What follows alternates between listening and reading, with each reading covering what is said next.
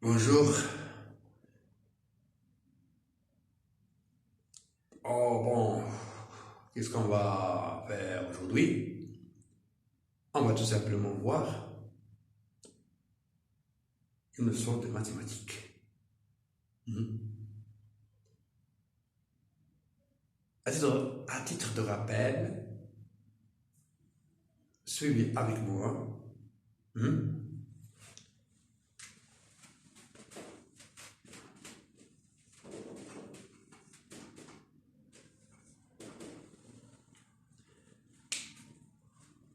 Dans l'étude de la deuxième année secondaire, on a passé de l'addition à la multiplication.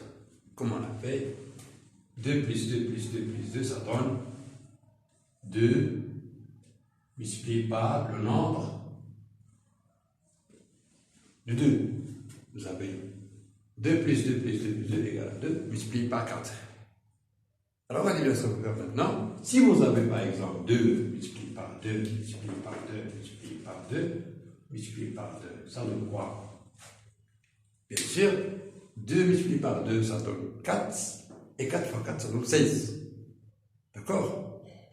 Mais nous voulons écrire cette écriture d'une autre façon. Hein?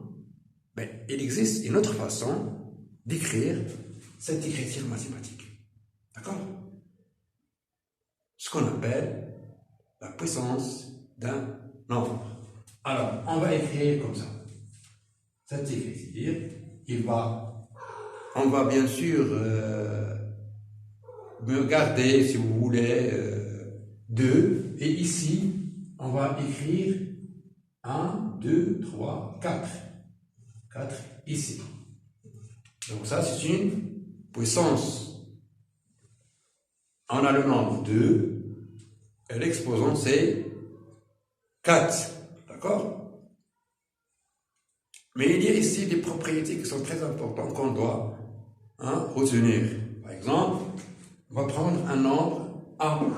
Un nombre A. D'accord?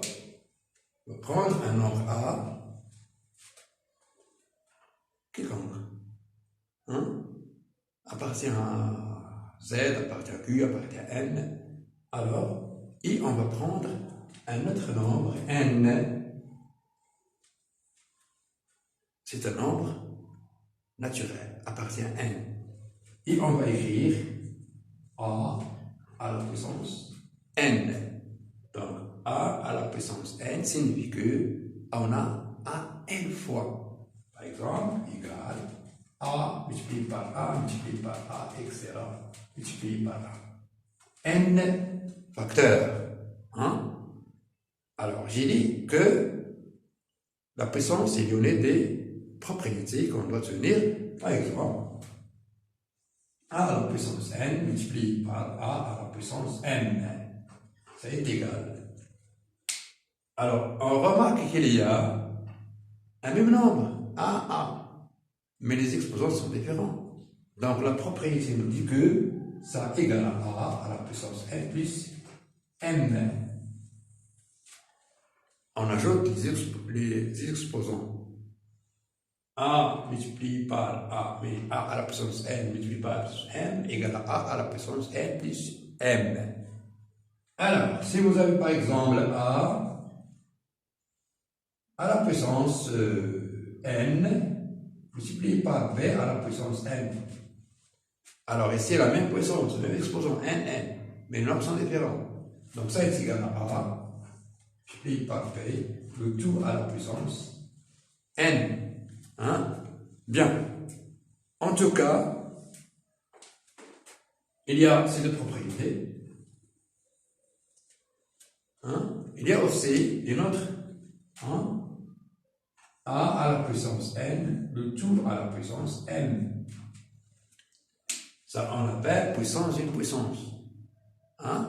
Donc, ça donne A à la puissance N multiplié par M.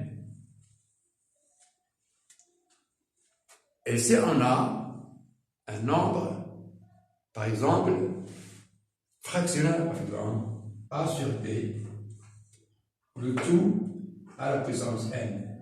Par égale donc A à la puissance n sur B à la puissance n.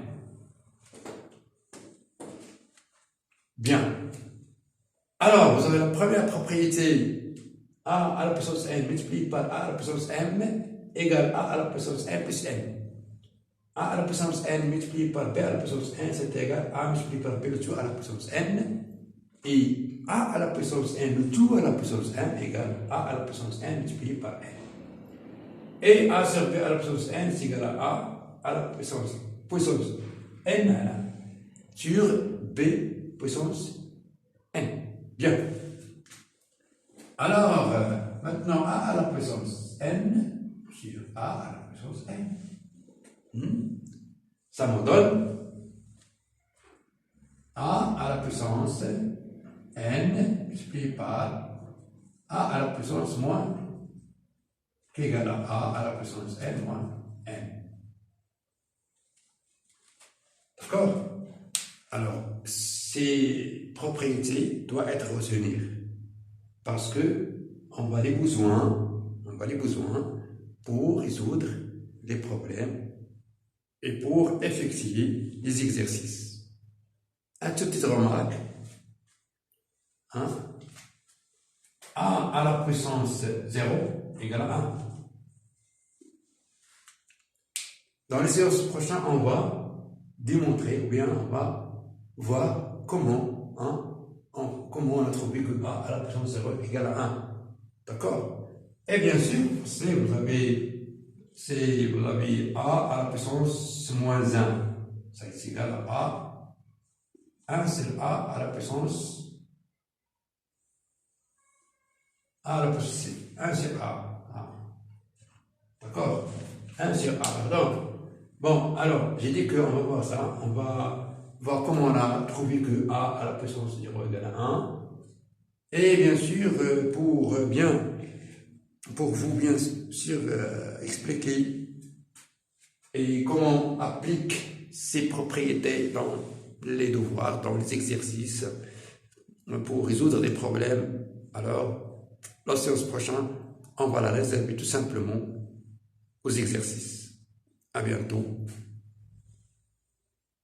إلى اللقاء.